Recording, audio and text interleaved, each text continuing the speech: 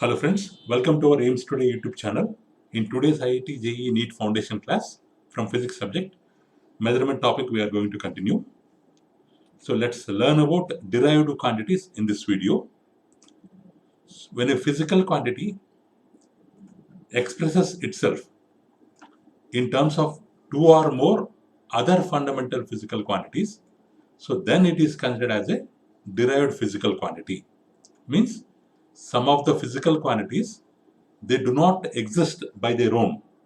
They need the help of other physical quantities for defining them. So such quantities are considered as derived physical quantities. How they are derived? They are derived either by multiplying or dividing or powering one basic physical quantity with other physical quantity. So after the mathematical operation, so whatever we are getting, the result we are getting, that will be considered as a derived quantity. Suppose if you want to measure the area of a room, how can we measure area of a room? With the help of the formula, either length into length or length into breadth. Means the quantity area, here the quantity area is depending on other quantities length and length for its complete description. So it does not exist by its own. It has to take the help of other physical quantities. So these kind of quantities are considered as derived quantities. So actually all these derived quantities and the units, they are mentioned in International System of Quantities, ISQ. So this was officialized by International Organization for Standardization, ISO.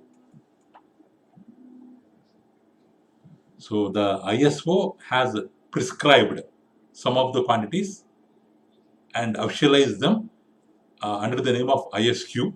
So there we will come across all the names of these derived quantities and their units.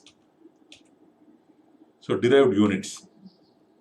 So these are all derived quantities, and the symbol for derived quantities, their formula, and the derived unit. So actually the derived units are the units derived from seven base quantities specified by the International System of Units, SI. So all these derived units, whatever we are observing here, 1, 2, 3, 4, 5, 6, 7. So these are all derived from the seven base units as prescribed in the SI system. So they may have dimensions or they are dimensionless. They can be expressed as a product. They can be expressed as a product. Here, if you observe here, kg meter square, it means that kg into meter square, product of kg and meter square. They can be expressed as either product or quotient. Here you can observe meter per second, which is a quotient, or quotient, or scaled by an appropriate power of exponentiation, or they can be expressed as powers.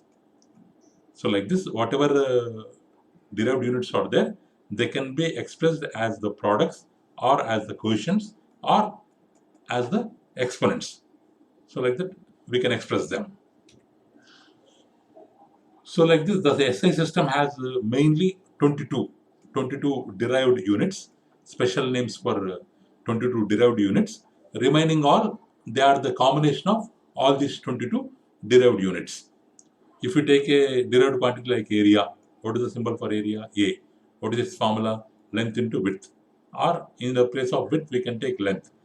The unit of length is meter. The unit of width also meter. Product of meter into meter, it will become meter square. So meter square is the unit of area. As meter square is depending on two derived units, two basic units. So it is considered as a derived unit. In the same way, if you take the quantity like volume of room, length into breadth into height, or length into width into height. So meter into meter into meter. We can express it as meter cube, or density of any object. density of water, density of cotton, like that, density of any object. Its formula is mass by volume. The unit of mass is a fundamental quantity. The unit of mass is kg. Here volume is a derived quantity. It's with that formula already we know, meter cube. So we can write it as a kg per meter cube. It's not compulsory that a derived quantity always depends on fundamental quantity. It may be a combination of fundamental quantity and derived quantity, like this in the case of density or velocity. What is the formula of velocity? Distance by time. The unit of distance is meter and that of time is second. So meter per second is the derived unit of velocity. Or acceleration means increase of speed or decrease of speed, or increase of velocity or decrease of velocity, or change of velocity by time. The formula is change of velocity by time. We can express it as meter per second square. Why means the unit of velocity is meter per second, m by s. Again they are asking, they have given in the formula by time, means by s one more time we have to keep. Meter per second, it will become meter per second square. In the same way, work means force into displacement. For that also we will have derived unit. Thank you. Thank you for watching our video. Please subscribe our channel and press the bell icon for latest updates.